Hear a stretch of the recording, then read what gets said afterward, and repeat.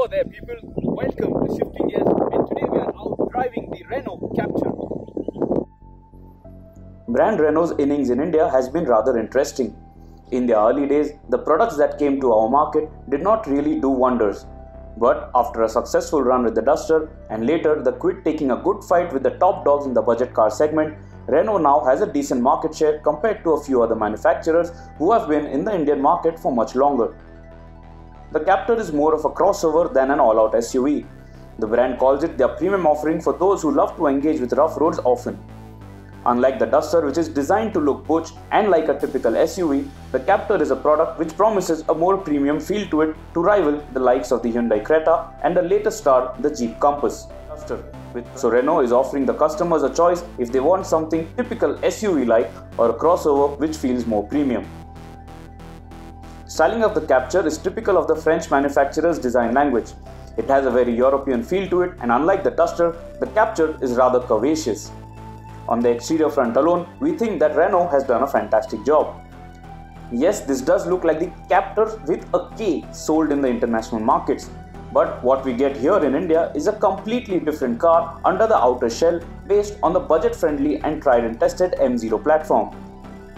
With the Captur in India for this segment, you get an all-LED illumination. Headlamps, tail lamps, fog lamps and even cabin lights are all LEDs. The headlamps especially are beautiful to look and they function brilliantly as well. You also get snazzy dual-tone alloy wheels on the Captur along with ample of chrome elements and body cladding to make it rough road friendly. Renault loves bold wheel arches and you can see this even on the Captur. This lends it a very strong side profile appearance. For customization, you get multiple options of roof wraps and more such cosmetic stuff along with 2 preset themes to make it easy. But what's great on the outside is quite a hit and miss on the inside. The Captur does look far more premium compared to the Duster, but when it comes to rival comparisons such as the Creta and Compass, the French product does feel a bit subpar. Let's highlight what's good on the inside. Firstly, the overall dashboard layout and the use of black with white shade mingles very well and makes the cabin feel light and airy. The large greenhouse along with a high seating position even when the seat is at its lowest gives you a commanding view while driving. But the downside is if you are tall, your head is going to be a bit too close to the roof. Ergonomics on the Captur are much better than the Duster. Finally, Renault has got it right in terms of placement. The Speedo console with a digital plus analog display with a butterfly shaped chrome element looks good, but it could have been a bit larger than it is right now. Seats in white leatherette with textured finish look premium and provide decent support. They are not the best in terms of lumbar and under-thigh support, but this is decent. Now let's talk about what could have been better. Firstly, the center console. It just doesn't look or feel premium.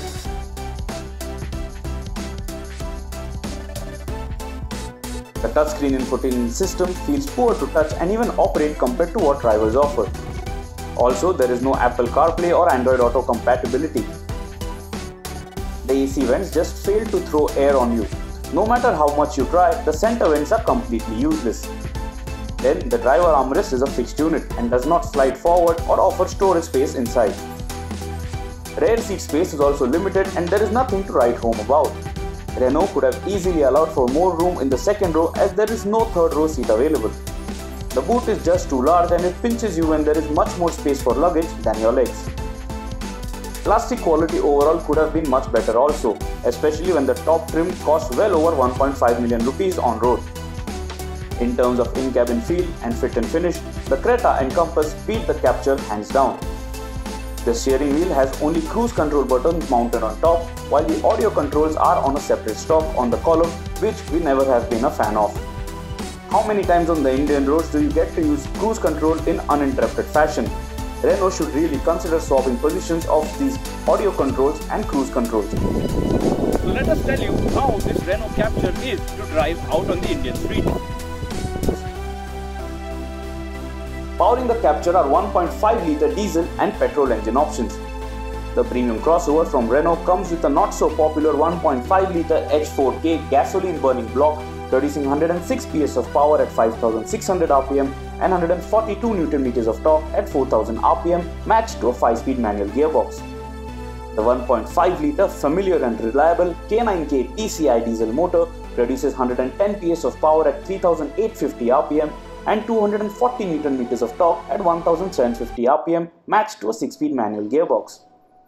The company claims fuel efficiency of 13.87 kmpl for the petrol variant, while the diesel can deliver 20.37 kmpl of mileage.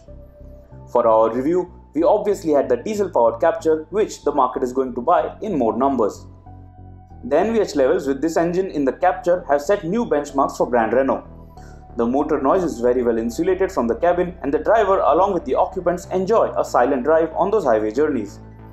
We all know that the 1.5-litre diesel motor in 110 PS tune had some turbo lag, and you feel that even on the Captur.